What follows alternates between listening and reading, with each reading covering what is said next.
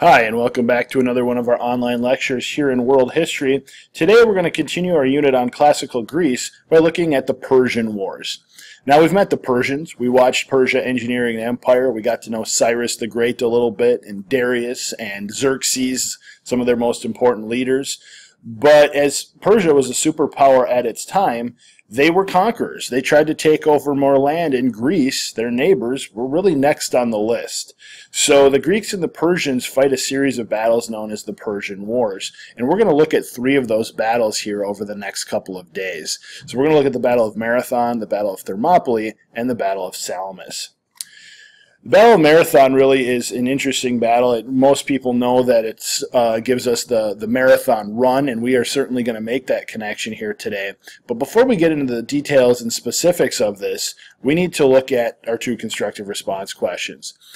So the first question we're going to look to answer here is compare and contrast the Greeks and the Persians. We've got a lot of information that we can use to answer that from the Persians and from the Greeks already in our unit, but we're going to take that a little bit further. Our second question is really going to apply to our first two battles. It says, describe what happened and the significance of the Battle of Marathon or Thermopylae. So you can actually choose within that question which battle you want to try to summarize and describe there. So those are the two questions we'll be looking to answer here today. As mentioned, our plan here is we're going to look at the 5 W's. So we're going to look at who was fighting who or whom in this particular battle. We're going to look at what happened. We're going to look at when it happened, why it happened, and where it happened. So we're going to have those 5 W's covered, which in the end will give you more than enough information to answer the constructive response question from the previous slide. So let's start by looking at the who. The who in this particular case is the Persian army versus the Athenian army. Specifically, we're looking at Athens here. The battle itself will take place just outside of Athens, as we'll find in the where part. But when we look at the Persians, again, you've heard this phrase several times in this unit already. The Persians were the superpower at the time. I mean, look at Greece over here. This little, oh, there's my cursor, little area Greece inhabits, and you've got all of this land being part of the Persian Empire. So if you're the Persians and you want to continue to add to your empire, naturally Greece is the next step. They're the next piece of land west, and there's no doubt the Persian army was looking to take it. So when we look at the who specifically, the leader of the Persians is King Darius or Darius, depending on which pronunciation you use, of Persia. So you're going to hear his name several times in this. Where did this take place? Well, I like this image because I think this lays it out pretty nicely. Marathon itself is a plain, like a nice field. But it's not nice in terms of being a good place for a battle to take place. It's very marshy. So it's the marshy plains of Marathon, several miles outside of Athens, right at Marathon Bay on the sea there. So it provides a nice unbroken plain for fighting. But when you're carrying a lot of equipment and marching, it becomes problematic. If you ever tried walking through a swamp or a marsh, you know how difficult that can be. So if we're going to look at a couple maps here you've got Greece. Athens is right here. If we zoom in, Athens is actually just going to be to the west of this map. And here's the plain of Marathon. And what we're going to see is the Persians are in pink here. They're going to land here, and they're going to basically unload their troops off their ships and meet the Athenians on the battlefield. So, why did this battle take place? Well, as I mentioned on the previous slide with the map, the Persians wanted to invade and conquer Greece. The Persians, that's what they did. They took over land, they absorbed other armies and other cultures into their empire, which is somewhat problematic because you have a lot of soldiers who speak different languages, and that can make it very difficult to lead an army like that. But at its simplest text here, we've got the Persians wanting to move in and take over Greece. Of course, the Greeks, they're not going to be interested in being invaded and conquered by Persia.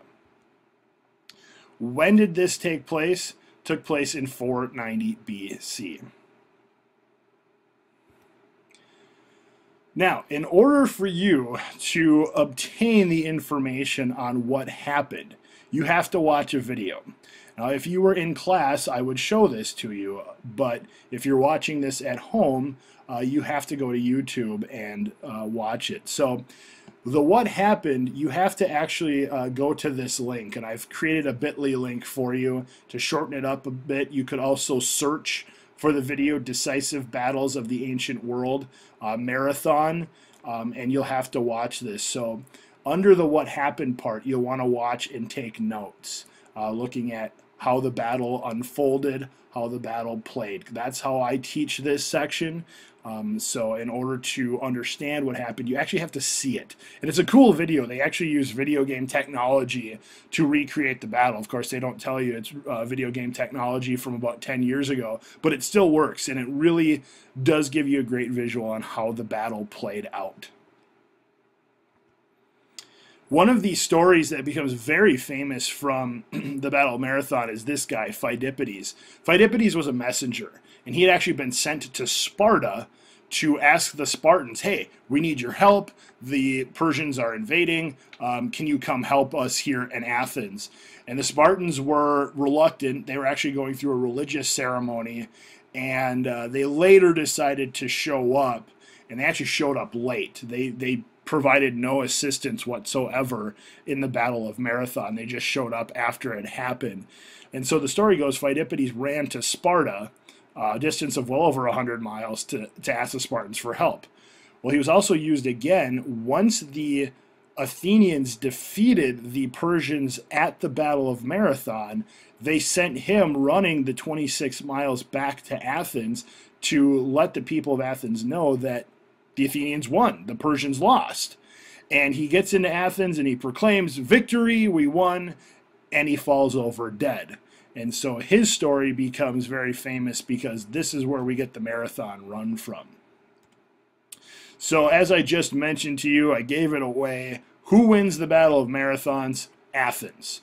Technically, we say in some realms that the Greeks won, but if you want to be more specific, it's the Athenians who fight here at Marathon, and they are successful at beating Darius and the Persians.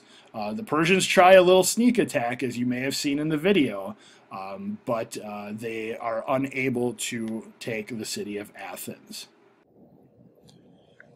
All right, we can wrap up our lecture here on the Battle of Marathon by looking at our two constructive response questions. The first question we're really going to be using multiple times to try to answer. I mean, we watched Persia, Engineering, and Empire. We also have a lot of good information we have on the Greeks. So when it says compare and contrast the Greeks and the Persians, there's a lot of things we can add. We know that the Persians were conquerors. We know that the Greeks really weren't interested in doing that. And a lot of that has to do with the fact that the Greeks were individual city-states, whereas the Persians were a large empire, and they wanted to add more land to their empire. We know that the Greeks, with their city-states, used democracy and things like that. And we're actually going to talk about that a little bit more later in the unit as well. Whereas that was something that really didn't exist in the Persian Empire. So those are a couple examples that we have so far to compare the Greeks and the Persians. The second question is a little bit more the one we're focused on here. It says, describe what happened and the significance of the Battle of Marathon or Thermopylae.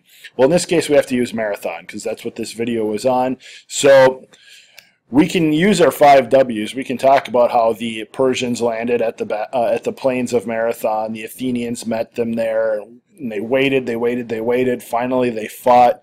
The Athenians surrounded the Persians and were able to push them back. Meanwhile, the Persians were trying to sneak attack Athens by sailing around by ship to attack the city. They sent a runner back to the city. His name was Phidippides. He ran 26 miles to proclaim victory, and then he fell over dead, hence giving us the marathon run.